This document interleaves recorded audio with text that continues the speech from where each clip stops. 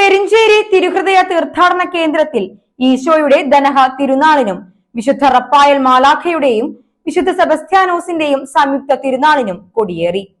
ജനുവരി 4 ഞായറാഴ്ചയാണ് തിരുനാൾ. ഞായറാഴ്ച രാവിലെ 7:15 ലതീഞ്ഞ് ആഘോഷമായ പാട്ടുകുർബാന, തിരുഹൃദയ നൊവേന തുടങ്ങിയ തിരുക്കർമ്മങ്ങൾ നടന്നു.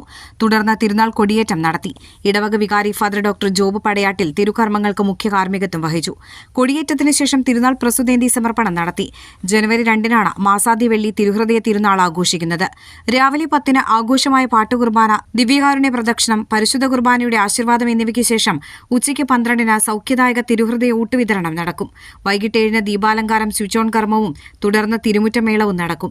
ജനുവരി 3 രാവിലെ 7:15 വിശുദ്ധ കുർബാനയ്ക്ക് ശേഷം വീടുകളിലേക്ക് തിരുഹൃദയം, അമ്പ് എന്നിവ വെഞ്ചരിച്ചു നൽകും.